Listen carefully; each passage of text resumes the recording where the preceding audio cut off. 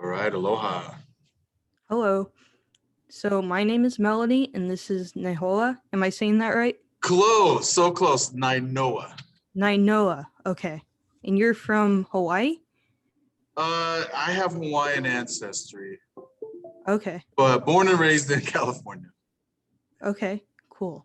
So me and Naioa met on TikTok, and we were having a conversation about the morality behind Abraham's sacrifice of Isaac in Genesis 22, and he was just super kind and gracious to me, and was willing to go back and forth and talk through it and bounce some ideas off of each other. And so he actually invited me to have a conversation with him to go more into depth about this passage, and I thought it would be a really fun opportunity, and I thought it would be fun to just kind of look at it from a reasonable perspective and see what we can learn about this passage and what it tells us about God. So, Nayoa, you're an ex-Mormon. Can you tell us kind of a little bit about how you became an ex-Mormon, or how that impacts you now, or just anything you want to say about that? Sure. First, I am thankful for this opportunity. It's you know it. There's so much toxic conversation online, and I just feel like us being able to discuss. It's like either we got to talk about it or fight about it. I feel like that's our only options. So we might as well find a good way to talk about it. And I sensed in you a real thirst for truth and an ability to listen to the argument. So I appreciate the chance to share this with you.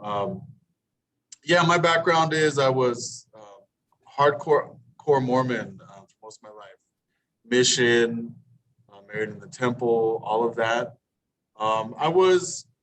I would like to think I was a little bit unique in my Mormonism in that I did, especially on my mission. So, okay, in high school, I had a Southern Baptist friend, and he was like all the way Southern Baptist. And so our chamber singers were sick of the two of us arguing. We loved it. We loved it. But we were just always arguing. And he shared with me one time the book called The God Makers, which is like probably one of the most famous anti-Mormon things. And in high school, I saw this stuff, and then I read the Mormon Apologetics for it.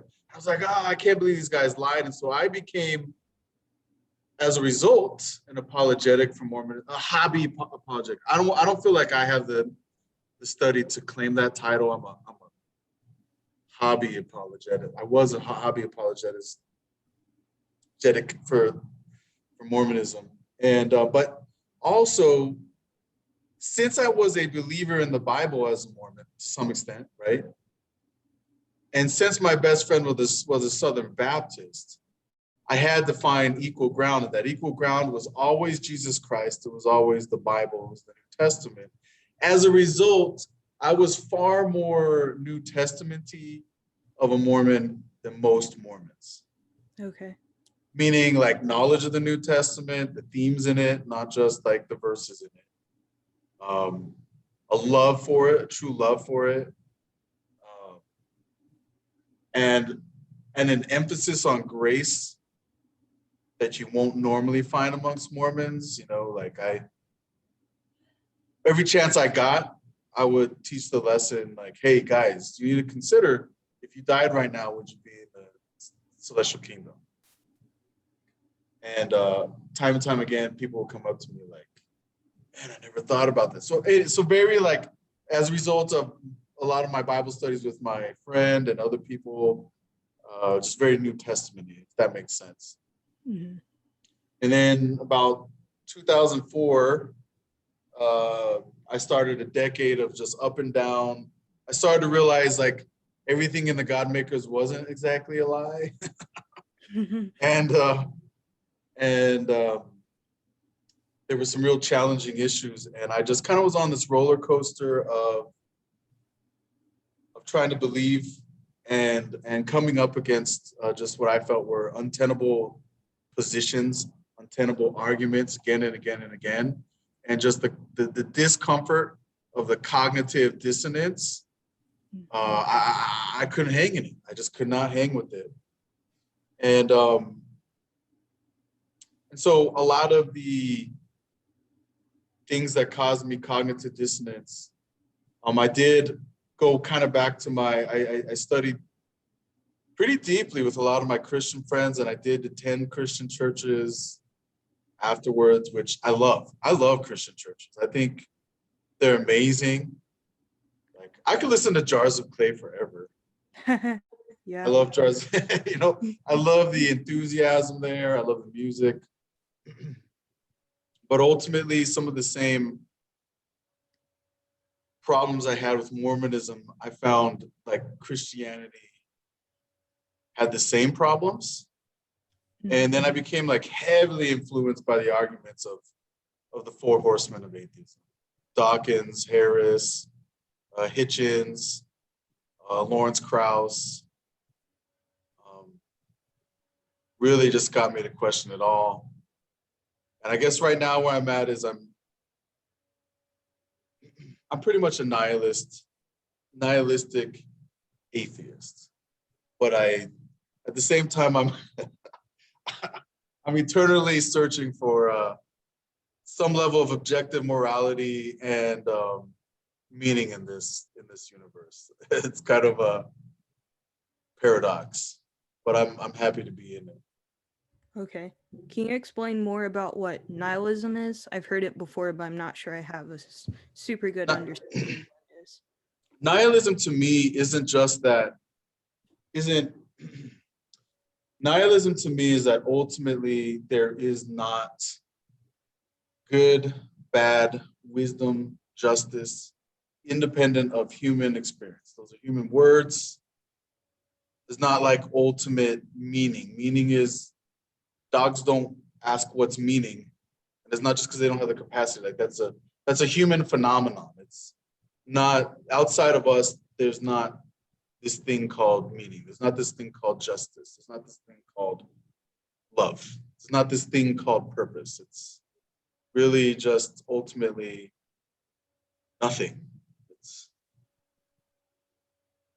nothing really matters, is one way to look at it. Okay. Yeah, that's interesting and good to know. Yeah. Some of the philosophers who kind of take us there are like Nietzsche, and believe it or not, Kierkegaard. Okay. Kierkegaard actually was, what led him to faith was realizing the gravity of nihilism. Like, if you really think about it, like, this all falls apart. Therefore, to him, faith was a grander gesture. It's like all or nothing. Yeah. Yeah, that's nihilism. And I ultimately, it's a source of peace for me, and it's a source of joy, believe it or not. Okay. Yeah. How so? Did you see the Pixar movie Soul? I think I did. I only saw it like once, so I'm not super familiar with it. That's the little boy with the guitar, and he's talking to the dead people, right? His dead ancestors. That's Coco. That's a great one too. That's a great one. Okay. No, Soul's the one. It's a recent one where a jazz musician dies, and he tries to go back to Earth. Do you know what I'm talking about on that one? No, I don't think I ever saw that one. Oh, darn it. Because it kind of illustrates, I think it's 100% a nihilistic cartoon. I think Disney literally took nihilism and made it swallowable for kids. Oh, wow. Yeah, I really think that's what it is. But I don't think most people will see that, and it could be totally a product of the way I see the world. But the essence is like, we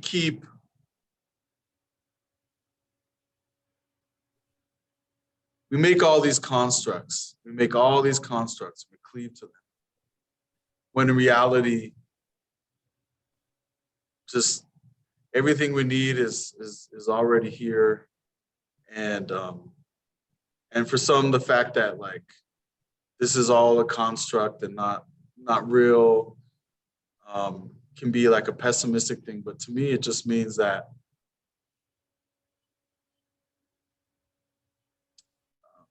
I can find peace in the moment. Like, I can find peace in what I experience. I can find peace in the story I try to build out of my life. Like I can construct it, I can experience it. I don't need to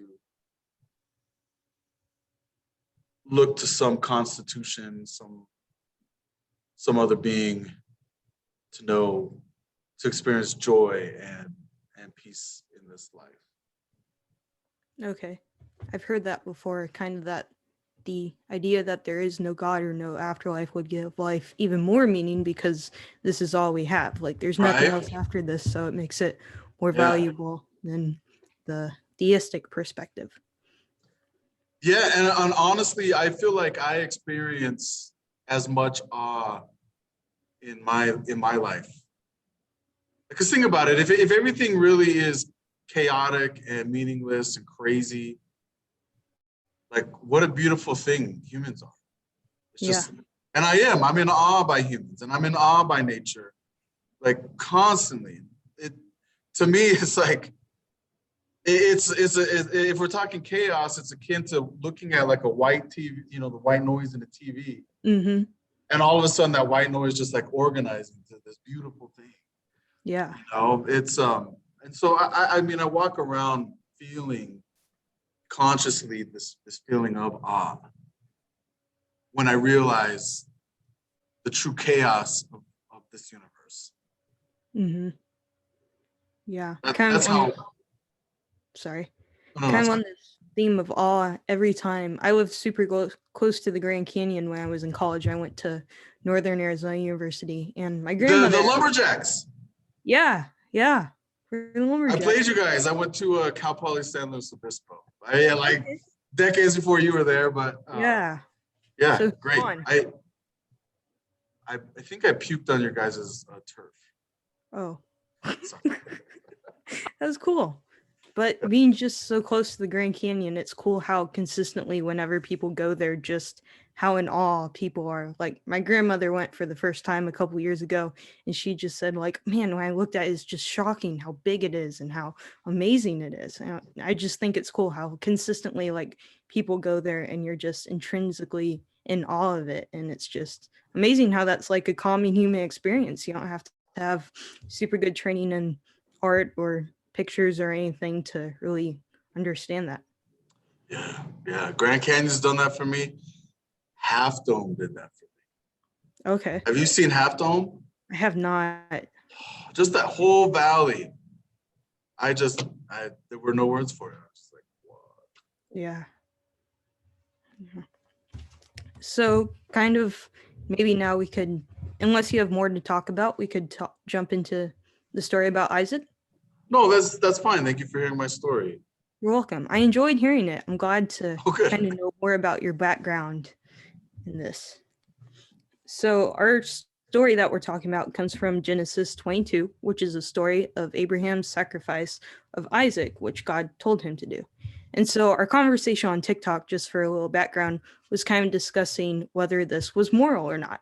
Because the video we were talking about wasn't either of our videos. We were just kind of saying that, like, well, this does seem immoral on the surface. And I'll admit that if you just read the story straight through and you're trying to think about it, you think like, well, that's kind of mess up of God. Like God says, do not kill. And then he tells Abraham to go kill his son, who God gave him in the first place. Like on the surface, I feel like to anyone who reads that story, that sounds pretty crazy and immoral. But I feel like the more we study the story and learn the background and kind of the context in the Bible, the easier it is to understand that it's not so immoral and there are good, reasonable explanations for why God commanded Isaac to do this. And so our main passage is Genesis 22, but I thought it would be helpful to kind of go into the background of this and give more of a understanding of Isaac's supernatural birth, because Abraham and his wife Sarai, whose name was later changed to Sarah, were struggling to give birth to a child, even though in Genesis 18, verse 5, God said that Abraham would be the father of descendants as numerous as the stars. And so kind of just think about that. You're like Abraham and you're trying to have children and you know God's given you this promise, but there aren't any children coming, and kind of how, like, what a struggle that would be to know, like, well, God promises and it's not happening. Like, that looks suspicious. So if you have any thoughts on this, feel free to just jump in. I will. Okay, cool.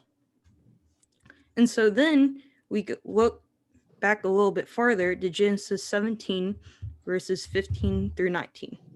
And so this is kind of God just first of all telling Abraham that he is going to have a child, and he says, "You will name this child Isaac."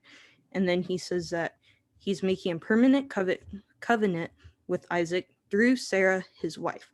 So I feel like this is important because this kind of shows kind of where Abraham went wrong, in my opinion. So, because God specifically said, through Sarah, you will have a son, not through the slave. Hagar. This was before he got with Hagar. Yeah. Okay. So God said, you're going to name him Isaac. You're going to have this baby with Sarah. He said that all before he decided, before Sarah helped him sleep with Hagar. Yeah. Okay. Yeah. Okay. I don't know. I didn't really put that part of the story in the notes specifically, but it was all before this, because this is God's kind of initial promise to him. And then later, Abraham kind of goes and says, like, well, this isn't happening, so I guess I should go have children with Hagar Right. so that this can happen, which was also kind of Sarah's idea. Right. The admonition, do not kill. The only thing I can think of pre this experience in the Bible is the Cain and Abel story. Do you have another example where God, like Abraham, would have had the command to not kill? I don't think this. If you don't have a specific verse, that's fine. But if you feel like what's your confidence level that he did? I'm gonna be honest. I'm pretty sure the 10 Commandments were given to Moses. They were, yeah. For sure they were, yeah.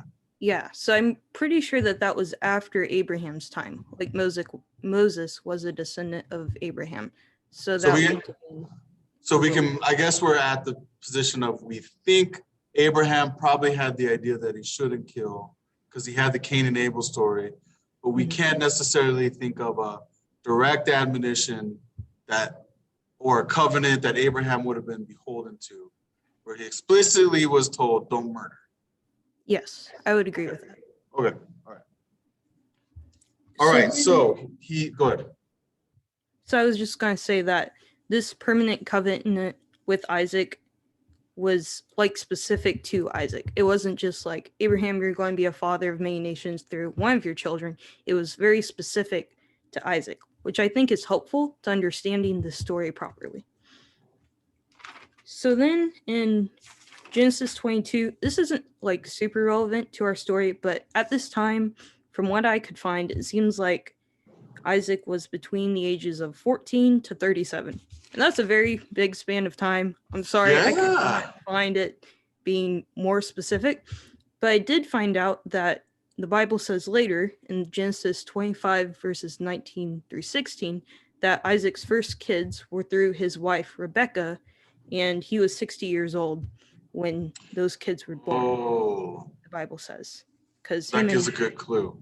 Yeah. And he had to work for Leah for like 7 years, right? 7? I think it was 7, and then I think he got tricked and then had to work another 7 years, if I remember that story. And he was 60 when he had his first kids? Yeah. Wait. So Isaac, oh man, there is a possibility, that he could have been like a 36-year-old, just got killed by, just went through this whole experience. Yeah. And then for 7 years had to work for a wife he didn't want. Well, got the wife he didn't want, got tricked. For 7 years is working to get the wife he does want. Mm-hmm. Wow, poor Isaac. Yeah. Poor Isaac. I feel bad for him. Could you imagine how traumatizing that would be? Like, how's your dad? I'm like, I don't know. He tried to kill me the other day, so there's that. But other than that, I guess he's good. But if he was like 30, if the fact that he could be older sort of kind of changes that in my mind for some reason. Maybe because I'm not that far from 37, and it's like, I guess I imagine more of like a dialogue going on than when I've always pictured him being young. Yeah. Yeah. I've always pictured him being young before. I didn't realize he could have been that old when he was going up there. But I mean, I guess it makes you wonder, how long did people at that time kind of stay with their parents before getting married? And so, like, just in that culture, how different it would have been. But I don't personally think he was that old. I can't prove that, but I feel like just maybe it's just the narrative I've always been taught. But I feel like at some point, he was. I mean, if he was too old, I feel like he would have kind of fought Abraham off when Abraham tried to kill him. Would have been like, dude, what are you doing? Instead of just laying there waiting for like the knife to come down on him. But I do too, but then I also think like maybe as an adult, he could have been like, hey, God said it. So like, but his character in the story isn't like that. His character in the story, if I remember right, is he's like, hey, where's the lambs? mm-hmm. Do we have any dialogue from him? He asked, where's the lambs? God will provide. And then what, was there anything he said kind of like as things were about to go down? Let me look.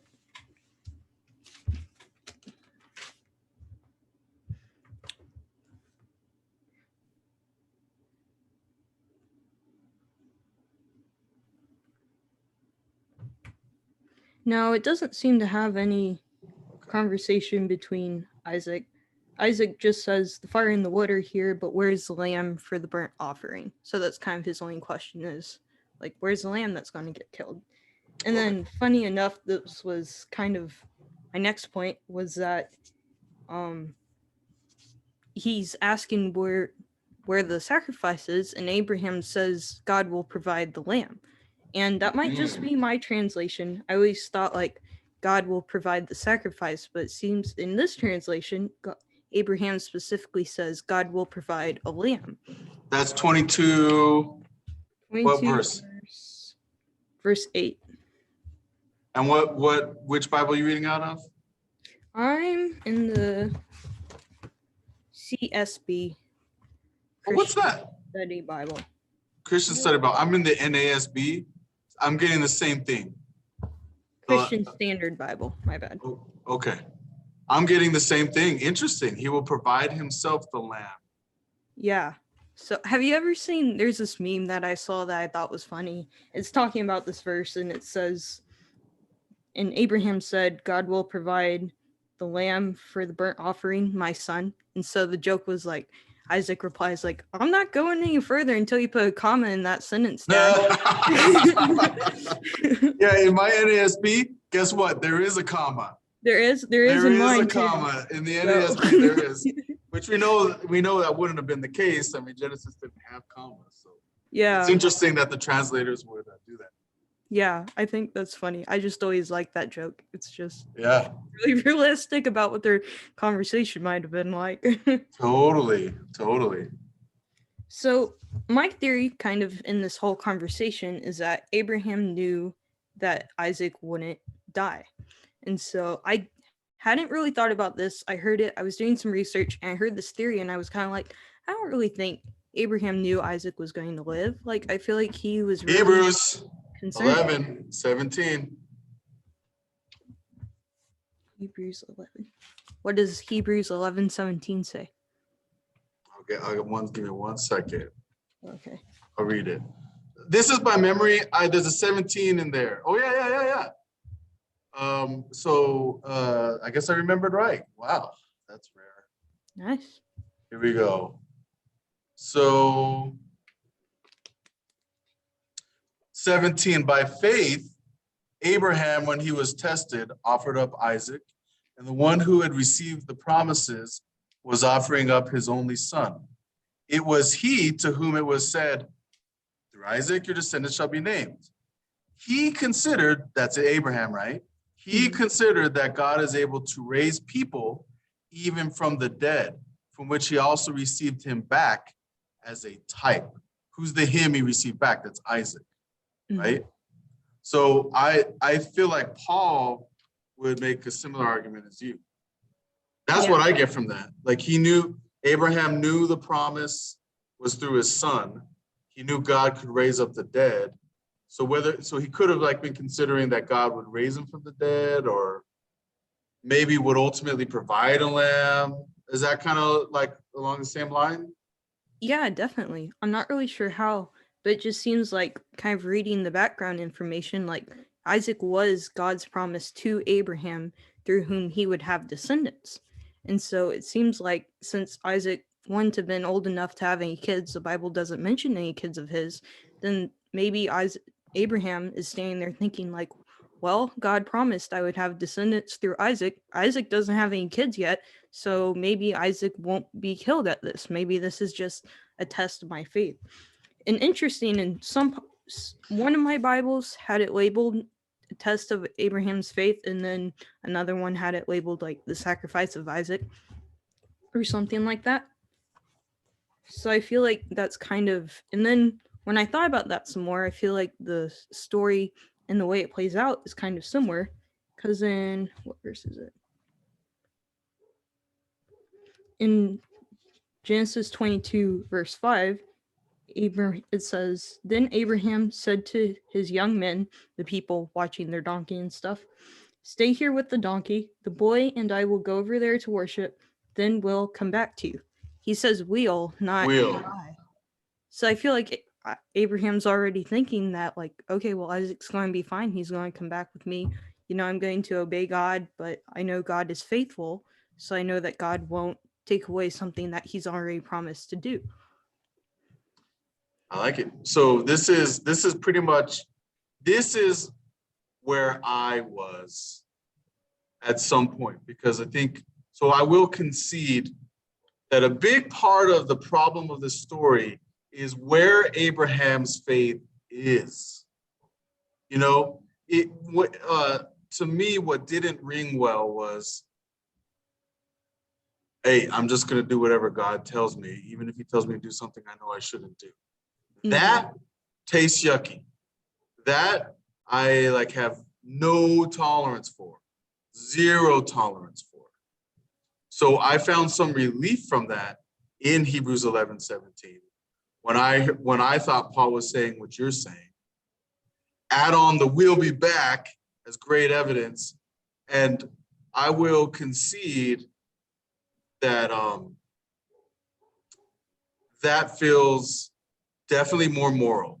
If his faith wasn't just that, okay, I'm gonna do whatever God said, but if instead his faith was more like, I don't know what's going on here, I just know the promise is coming through Isaac, so hey, God can bring him back, God can do whatever. That does at least viscerally feel better. I think that is a morally more defensible position. Yeah, cool. Than I think the normal position. Mm-hmm. What would you say is the normal position? Kind of. I think the normal position is he was obeying God. Like the normal position, like that's how obedient he was. Like, I'm just, okay, fine, I'll go kill my son. Yeah. And this is actually kind of one of the problems I've had with the Mormon faith as I've been learning about it, is they just kind of say, pray about it, and then pray about the Book of Mormon, and then God will tell you if it's true. And I'm just kind of like, okay, but I find all these problems with the Book of Mormon. Like, even if God tells me, even if I feel like God has told me it's true, I don't think I'd really trust that feeling, because I know the character of God. I know that God would not say something in the Book of Mormon that contradicts the Bible, and I feel like there's places where they clearly do, and that's kind of a whole nother conversation. No, Melody, I'm glad you brought that up, because it's that was a huge part of my discomfort, because the Mormon God does that a couple times. The Mormon God will like tell you don't do this, but then it turns out like doing this is actually like that's what should have been done. Mm-hmm. I mean, their Genesis story is absolutely that. Their Genesis story is one that Eve actually made the right choice. Yeah. So that was a big part of my discomfort. Absolutely.